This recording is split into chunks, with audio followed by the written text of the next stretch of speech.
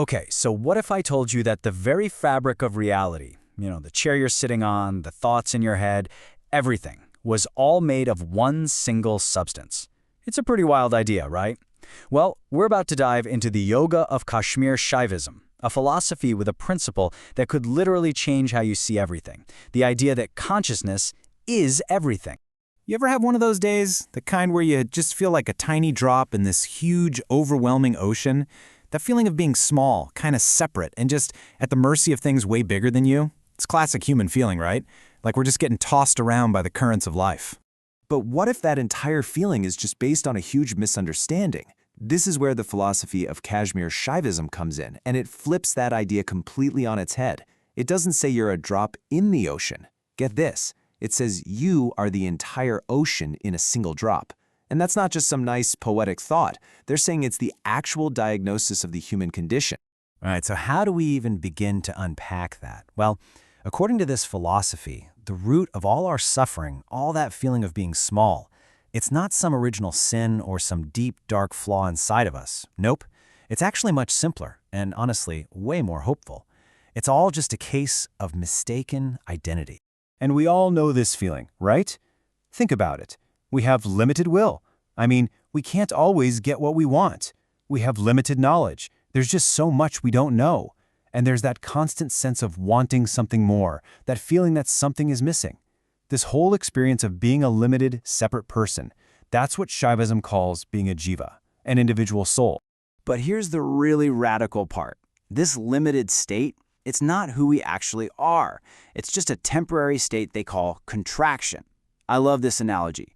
Think of it like a clenched fist. The hand hasn't forgotten how to be open and relaxed. It's just, tensed up for a moment. And Shaivism says that's exactly what we've done to our own infinite, boundless consciousness. So, okay, if feeling limited is just this temporary contraction, then what's our natural state? What are we when we're not all tensed up? Well, this leads us to the absolute core, the really mind-bending idea at the heart of Kashmir Shaivism. Okay, this is the big one. Our usual modern way of thinking is that consciousness is something our brain cooks up, right? Like software running on the hardware of our brain. Shaivism says, nope, you've got it completely backwards. Consciousness isn't a little thing inside the universe. The entire universe is happening inside consciousness. It is the fundamental stuff of reality itself. Your thoughts, the device you're watching this on, the air you're breathing, it's all consciousness, just vibrating at different frequencies, appearing as different things.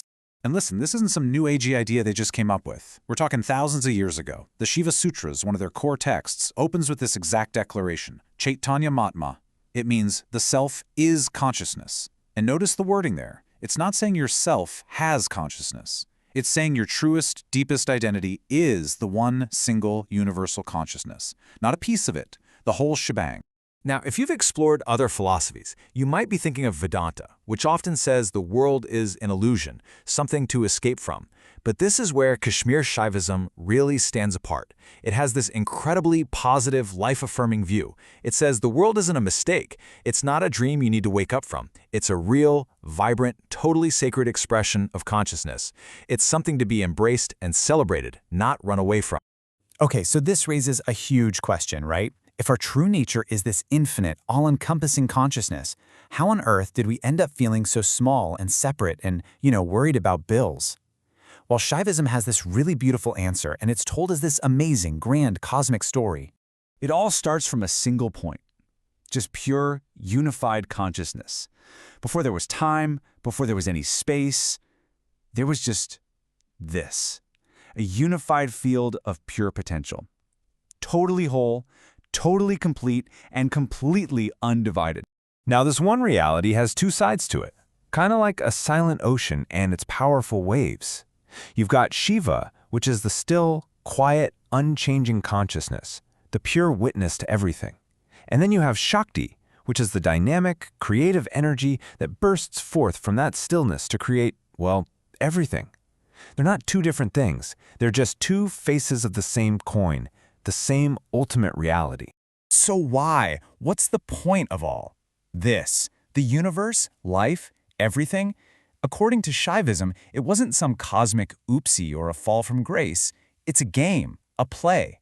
Out of its own free will and just pure joy, the one universal consciousness decides to play a cosmic game of hide-and-seek with itself.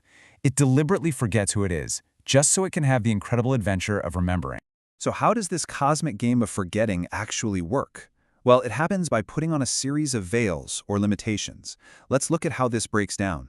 The divine quality of omnipotence, being all-powerful, gets veiled and becomes our limited ability.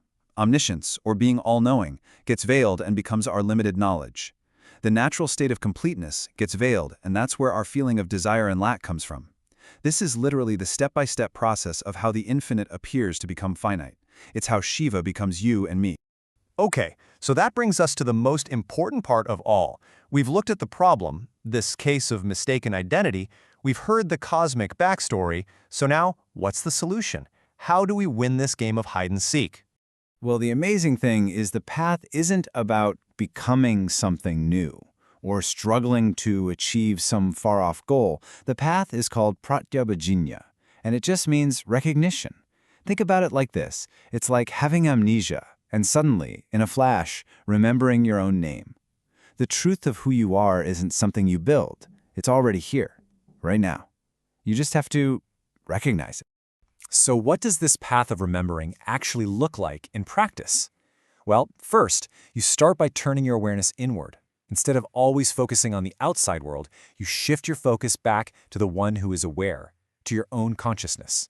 Then, you start to see through the veils. You start to question those thoughts and feelings of limitation, realizing they're not you, they're just things you've identified with. And finally, there can be this moment, this flash of recognition, where you get it. The awareness that's looking out through your eyes right now is the exact same consciousness that pervades and animates the entire universe. This quote really just sums up the whole journey perfectly. A bound soul is someone who has a poverty of Shakti.